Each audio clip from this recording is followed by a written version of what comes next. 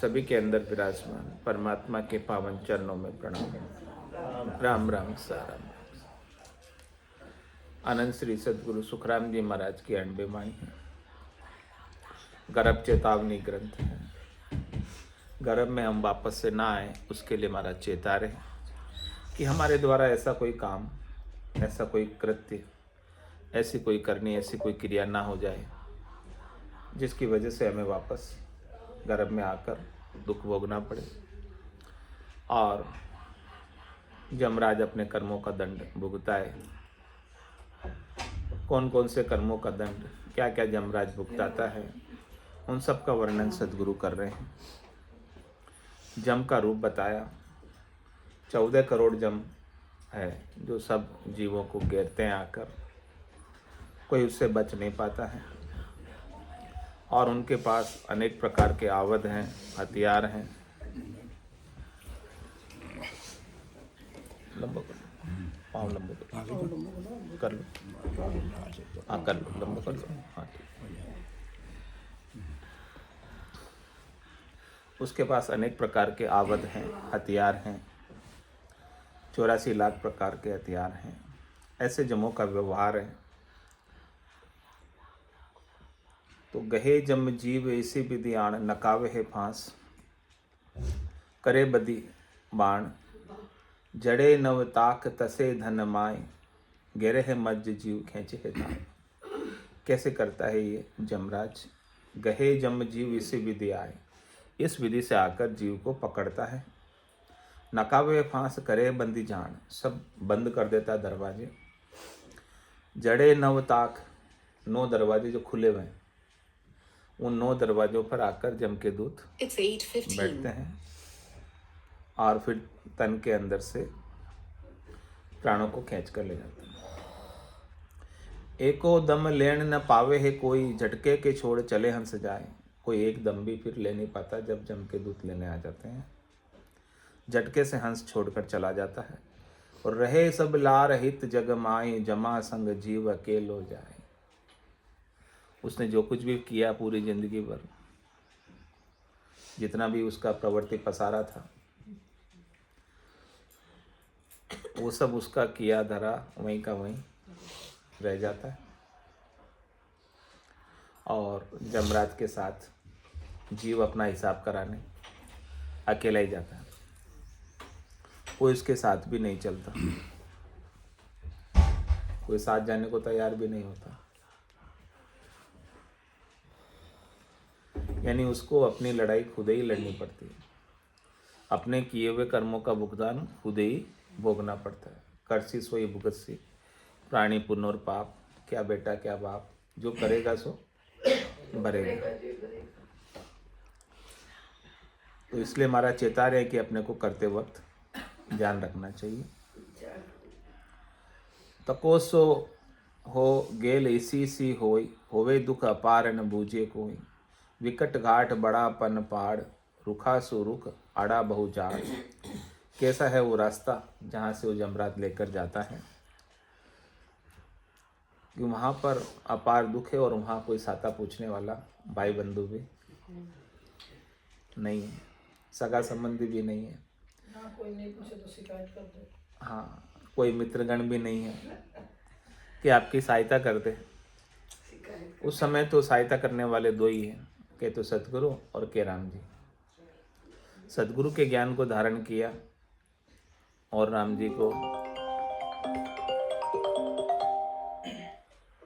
सदगुरु के ज्ञान को धारण किया और राम जी का सुमरण किया। तो सदगुरु के ज्ञान को धारण करने से, राम जी का सुमरण करने से सारे कर्म कट जाते। और जब कर्म कट जावे तो धर्मराय लेखन धर्मेली, पाप पुण्य खत फाड़िया। तो फिर हिसाब किताब कराने जाना नहीं पड़ता है, फिर वो जीव मुक्त रहता है। अभी तो धर्मराय के बंधन में, जमराज के बंधन में जमराज बांधे रखता है जब तक कर्म हमारे कोई ना कोई बाकी रहते हैं। और भजन करने से कर्म कट जाते तो फिर जम का जोर चलता नहीं है, जम के एरिया से बाहर हो जाते हैं। लेकिन जब तक जम के एरिया में रहते हैं, जब तक कर्मों के साथ रहते हैं, जब तक कर्म हमें घेरे रखते हैं, जब तक हम कर्मों से सुखी दुखी होते रहते हैं, तब तक जमराज भुगताता रहता है। और सदगुरु की मेहर के बिना, ज्ञान के बिना छूट नहीं पाते। जा दिन मेहर भई सतगुरु की, सता उदय गठ होई, ता दिन तिथि लिखी केवल की तामे कसर न। कह रहे महाराज, जम के दुखों से बचना है तो सदगुरु की मेहर को पालो। सदगुरु तो सबके ऊपर मेहर करना चाहते हैं। सदगुरु को इस बात की चिंता है, सोच किम तारू जग सेंग, सोच मोटो मुझमाई, कया न माने कोई भेद अर्था में नाही। सदगुरु को तो ये सोच है, ये चिंता है कि मैं पूरे संसार जो जम के जालम के त्रास से दुखी है, किस प्रकार से मैं सबको तारूं, किस प्रकार से मैं अमरलोक ले जाऊं, परमात्मा के देश, रामजनों के देश, केवली भगवंतों के देश, जम की ज्वाला से बचा कर ले जाऊं। इस बात की चिंता, इस बात का सोच सदगुरु को है। लेकिन कह रहे हैं कि सदगुरु की बात को कोई कहने पर भी मानते नहीं हैं, कर्मों में लगे रहते हैं, करनी क्रिया करते रहते हैं। और इसका महाराज कह रहे भेद अर्थ करके बता नहीं सकते, क्योंकि अर्थों से अलग।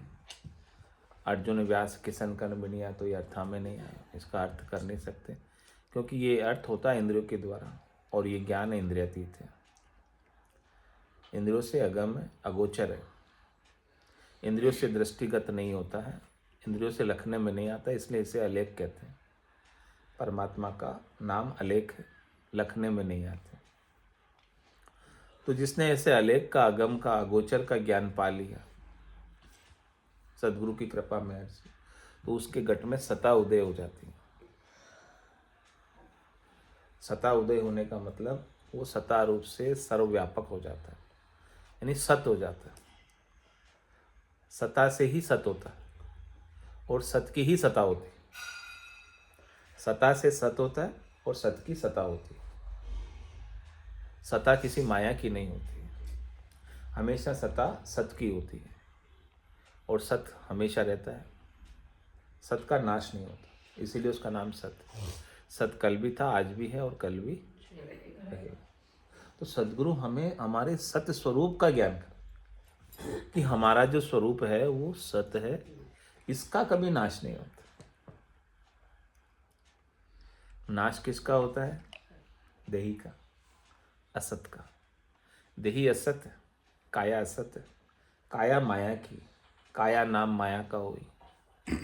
काया माया की बनी है, इसलिए इस माया की काया का तो नाश सबका होता ही, लेकिन सत का कभी नाश नहीं होता।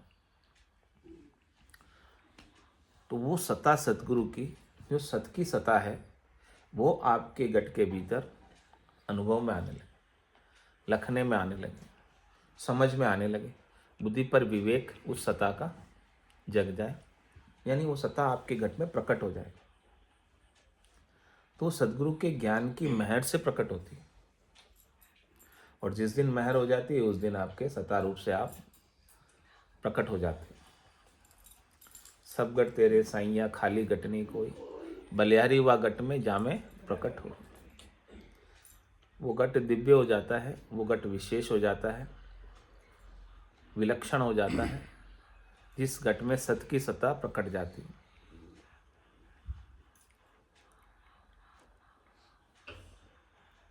तो सत की सत्ता प्रकटने के बाद अमर लोक को प्राप्त हो जाते हैं।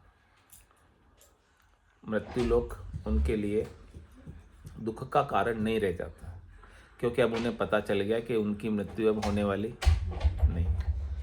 वो अपने अमर होने का पता सदगुरु से प्राप्त कर लेते, समझ पा लेते। इसके बिना तो महाराज कह रहे हैं, एको दम लेण न पावे कोई, झटके के छोड़ चले हंस जाए, रहे सब लार हित जगमाए, जमा संग जीव अकेल हो जाए।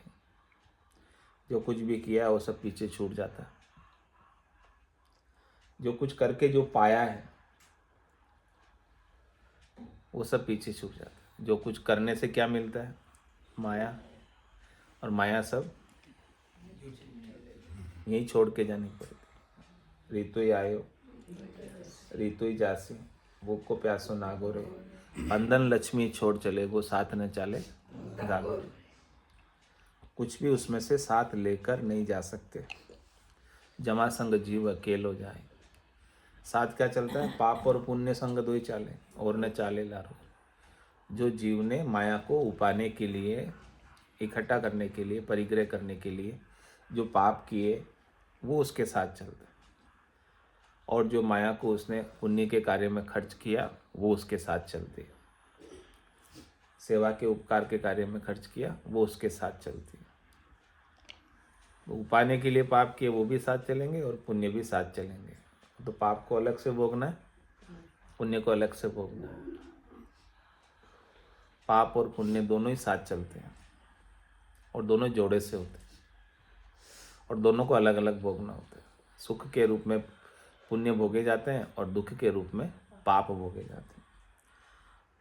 तो कभी दुख आता है, कभी सुख आता है। तो ऐसे ऐसे कर्मों का उदय होता है, तब आता है।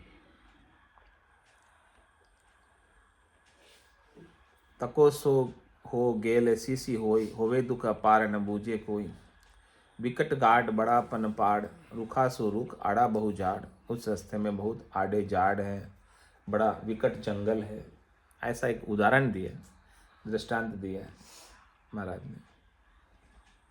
बहे नदी इस बीच ऐसी अद्भुत, जहाँ कोई जीव चलावे दूत। इस जीव को दूध चलाकर ले जाता है। वहाँ पर ऐसी नदी बह रही है। मही जल आगे सरोवर जान, वहाँ जम जीव बिखोरे आए। इस धरती से आगे जल और सरोवर है, वहाँ पर इस जीव को अलग किया जाता है। कहे सुन बेण ईशा जमराण, कियो कुछ टहल उदको आण। ज्यों तज आँचन लागे कोई, ईशा जम बेण सुनावे जोई। क्या कहता है उस समय जमराज जीव को कि तुमने कोई टहल की हो गुरु की, सतगुरु की, यानी तुम यदि कोई सतगुरु के ज्ञान के अनुसार चले हो, क्या पूछता है। तो यदि तुम चले हो तो तजू तच आँचन लागे, तो तुम्हें कोई आँच नहीं आएगी।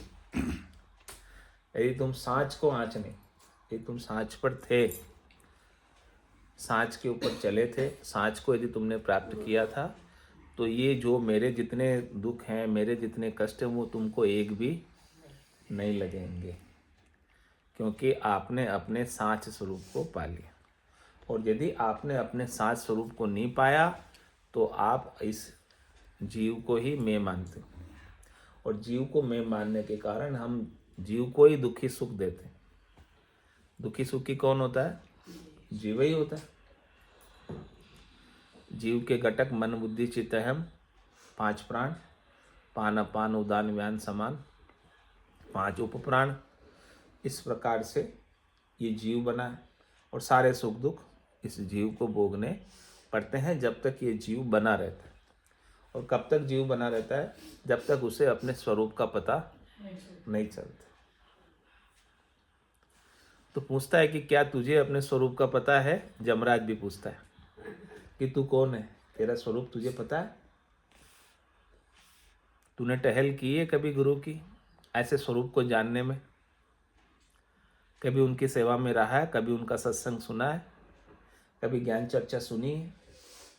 कभी संत ने, सदगुरु ने, केवली भगवंत ने जो तुझे उपदेश दिया है, उस उपदेश को आरे किया, सिरोधारी किया, उसके अनुसार राम राम किया, भजन किया, सुमरण किया, अपने स्वरूप को याद किया? जूं तज आँच न लगे। यदि किया है तो तेरे को कोई आँच नहीं लगेगी, तेरे को कोई दुख नहीं होगा। चाहे मैं तुझे कितना ही दुख दूं, लेकिन तुझे दुख नहीं होगा, क्योंकि तू जीव है ही नहीं। ईशा जम बेण सुनावे है जोई। जमराज इस प्रकार से वचन कहता है और कह रहा, करो कुछ याद किया उपकार। यदि आपने कोई उपकार किया हो किसी पे, उसको याद करो, नहीं तो प्राण पड़े शिरवार। नहीं तो तेरे प्राणों पर, तेरे जीवात्मा पर, तेरे सिर पर, जो तुझे देह है, सूक्ष्म शरीर पर मार पड़ेगी। क्योंकि स्थूल तो अलग कर दिया गया था, स्थूल तो छूट गया था। अब स्थूल को मारने से कुछ नहीं होगा, क्योंकि स्थूल में तो चेतनता रही नहीं, लगती नहीं, उसके तो कुछ फर्क ही नहीं पड़ता। इसलिए उसे जला भी देते हैं तो भी उसे कुछ फर्क नहीं पड़ता, लेकिन सूक्ष्म को फर्क पड़ता। बहे जल लाल रगत सा जोई, तले तल कांटा खिल्ला सा होई। वहाँ पर जो नदी बह रही है वो नदी कैसी है? लाल है कलर उसका, और उसके तल पर कांटे खिल्ले होते हैं। उस नदी में चलना होता है। पहले हमारी दादी माँ बताती है, सारी बातें आ रही है इसके अंदर। सुनो शिष्य घाट अब का और, आतो तुझ सैल बताए ठोर। और इसके भी विकट घाट है, इससे भी कठिन घाट है। मैंने तो तुम्हें ये सरल सरल बात बताई है जो होती है।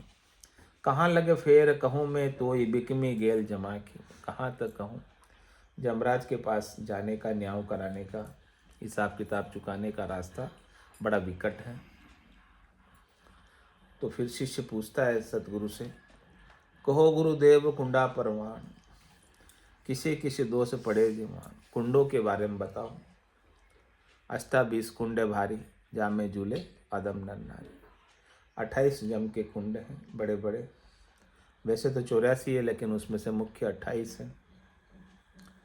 तो उनके बारे में बताओ कि किन किन दोषों के कारण उन कुंडों में दुख उठाना पड़ता है इस जीवात्मा को। जमा के रूप बताओ मोई, पूरी किन रंग कठिने होई। उनकी पूरी किधर है, उनका रूप कैसा है बताओ। कहीजे आप सभी विस्तार, किसे कर्म कौन पड़े वा मार। सब विस्तार से बताओ कि कौन से कर्म से कौन से कुंड में जाकर क्या मार खानी पड़ती है। कहो गुरुदेव सभी विधि मोई, जमा को रूप किसी विधि होई। गुरु वचन में सदगुरु बता रहे हैं, कर्म विद सब सोज के, कहूँ सकल विद तोय। एक भजन बिन आत्मा, जद दुख पावे जोय। वापस महाराज ने एक सार की बात बता दी, खास बात, मुख्य बात बता दी कि ये इतने 28 कुंड में, 84 कुंड में भी क्यों जाना पड़ता है? क्योंकि भजन नहीं किया, सुमिरन नहीं किया, स्वरूप की याद नहीं आई। इस कारण से कर्म की। यदि भजन सुमिरन में लगा रहता तो निष्काम हो जाता। निष्काम हो जाता तो एक भी कर्म तेरे लगता नहीं, बंधता नहीं। सकाम कर्म ही लगते हैं और बंधते हैं।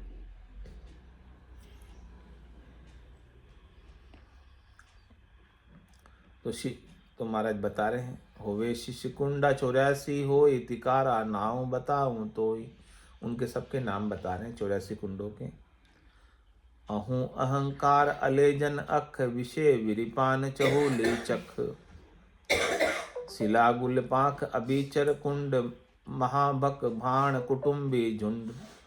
अगोचर दिष्ट अडिटर भग, भंग निपोदर प्रास विस्मयी जुग। माँ की बिष्ट रगतर जेर, सिली रहे जब अधु कण केर। अमूजी भीड़ विडारण वरम, लोहा कर कूपस अंध फिर गरम। सब कुंडा नाम ऐसी विधि होय, अब अजु दोष बताऊं तो। इस प्रकार से सब नरक कुंडों के नाम हैं जिसमें यातना भोगनी पड़ती। अब उसका दोष बता रहे कि इन सब कुंडों में क्यों जाना पड़ता है। मुख्य तो हमें दोष का पता चल जाए कि ये दोष हमारे द्वारा न होवे, पता चल जाए तो। अनजान में कर लेते हैं, पता नहीं हो तो। के जना पर हाथ चलावे कोई, दिखो बस नरक पड़े नर लोई। कोई भक्ति करने वाले जन पर हाथ उठाता है तो महाराज कहते हैं उनको नरक कुंड में पड़ना पड़ता है। हरिजन देख करे अभिमान, तके हूँ कुंड पड़े नर जान। हरिजन को देखकर अभिमान करता है, भक्ति करने वाले जन को देखकर अभिमान करता है, उनको आदर नहीं देता, सम्मान नहीं देता, खुद अभिमान में घरों में रहता है, मैं ऊंचा, ऐसे भक्ति करने वाले नीचे, ऐसा सोचता है, मैं ही होशियार हूँ, ऐसे सोचता है। तो अहू कुंड में जाकर पढ़ना पड़ता है। अहंकार के कारण अहू कुंड है, उसमें जाना पड़ता है।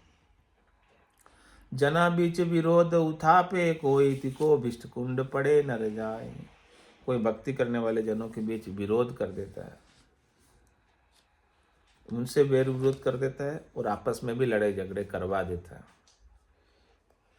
उसको भिष्ट कुंड में जाना पड़ता है। छुड़ावे नाम हरे विद आए, हर काम तिको नरक निगोद माए। किसी का हरि का नाम भजन सुमरन छुड़ाता है तो उसको निगोद नरक में जाना पड़ता है, निगोद कुंड में जाना पड़ता है। अनेकों यज्ञ करे शिष्य लोई, छुड़ाया नाम न माने कोई। डरावे नरक निगोदा माए, के एन खून सबे सुख जाए। इस खून के कारण से उसके सारे सुख चले जाते हैं और निगोद नरक में डाल दिया जाता है। नाम को छुड़ाता है और अन्य करने की क्रिया करता है।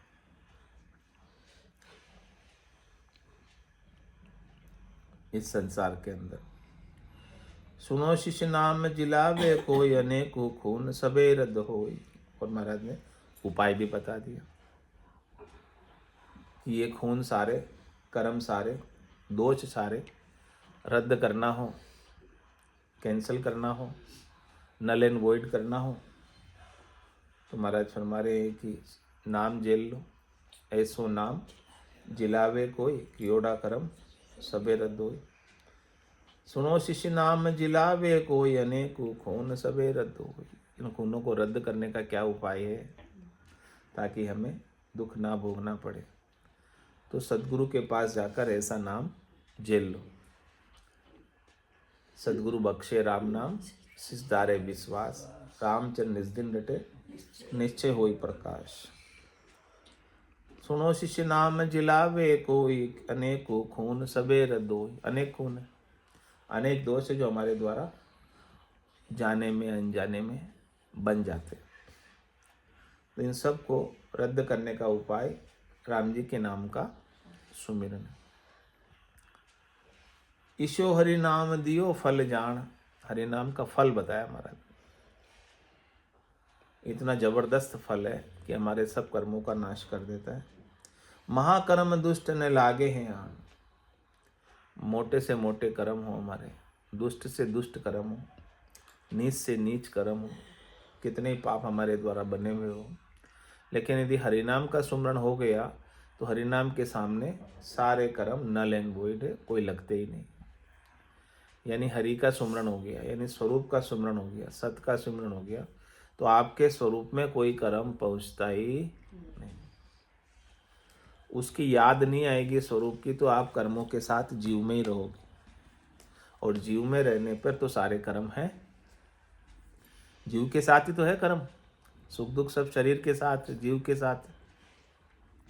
जब तक आप शरीर रहोगे, जीव रहोगे, अपने स्वरूप को नहीं पाओगे, तब तक तो सुख दुख भी रहेंगे और कर्म भी रहेंगे। लेकिन जैसे ही आप अपने स्वरूप को सद्गुरु के ज्ञान से सत्स्वरूप को पा जाओगे, उसके बाद न तो कर्म रहेंगे और न उनके सुख दुख रहेंगे।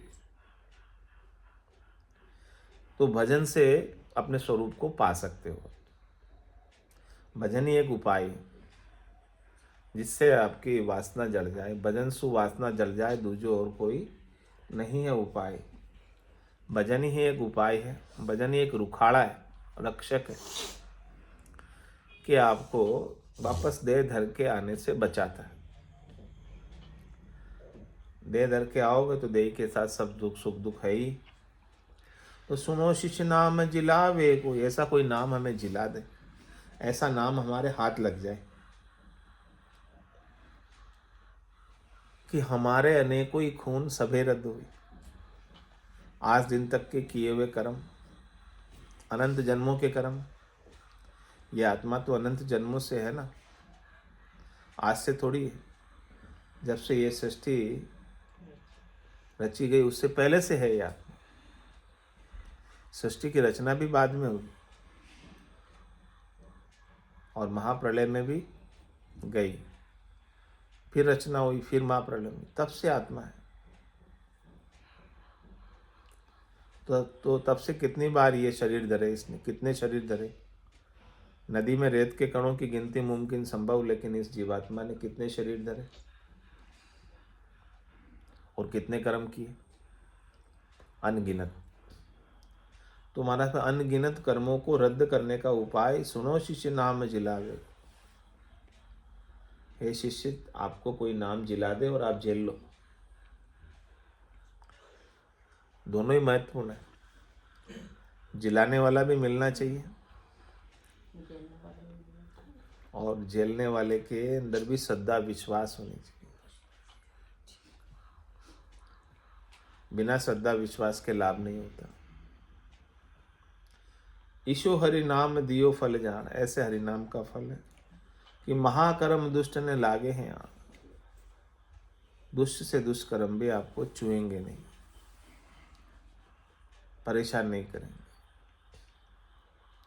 दुखी सुखी नहीं करेंगे।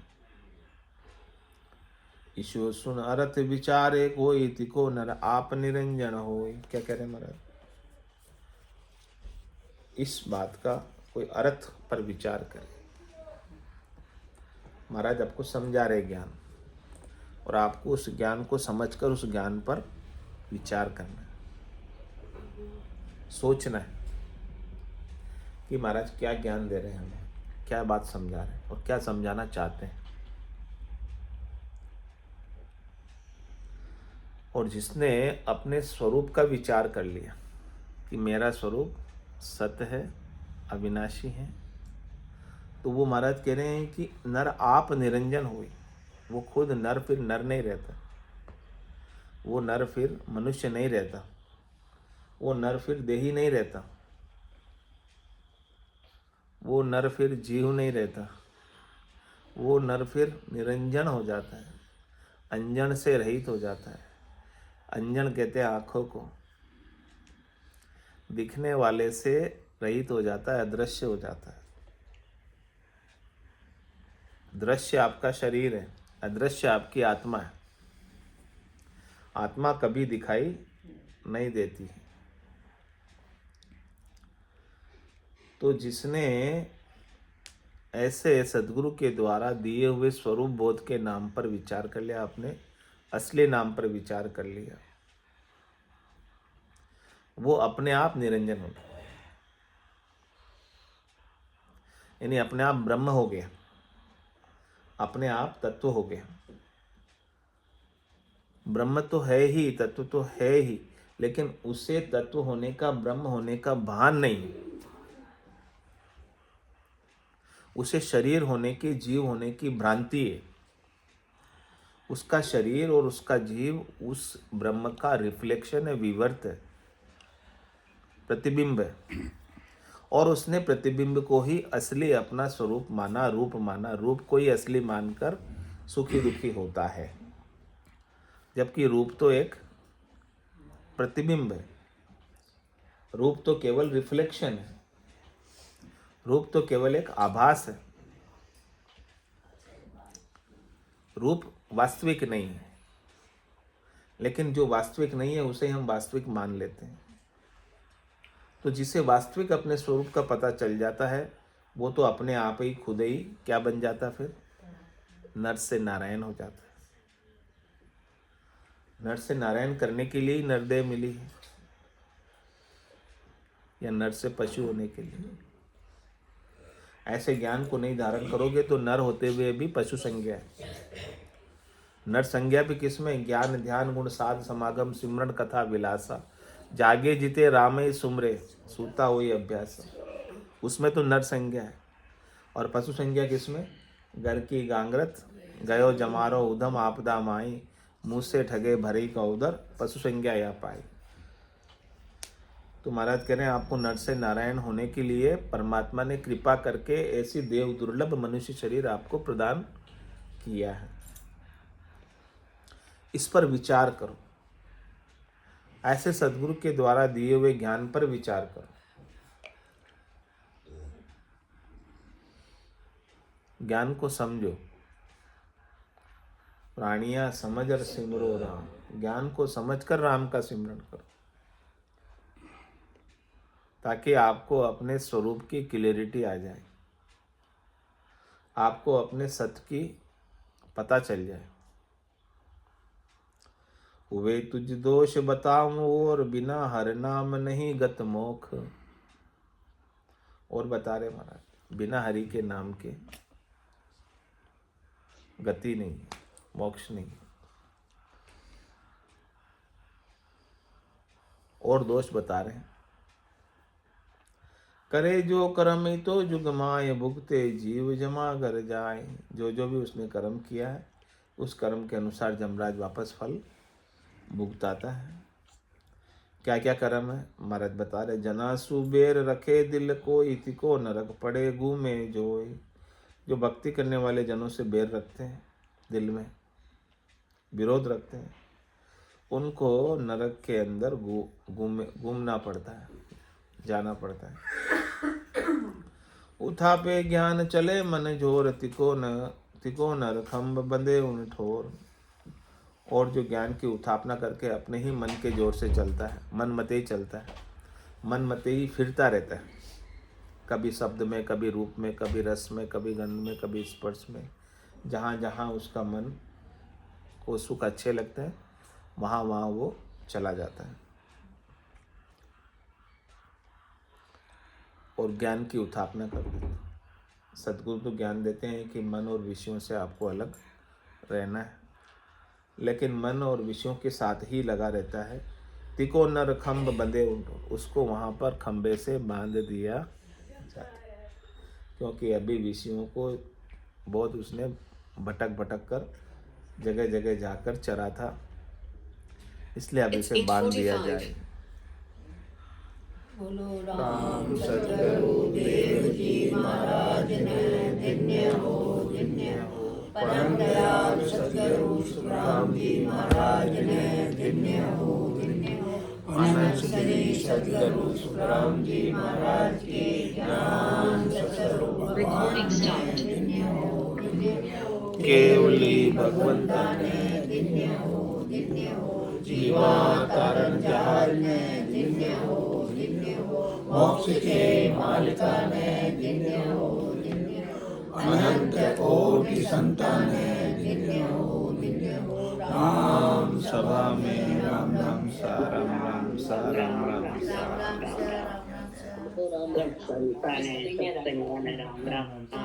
Recording in progress. राम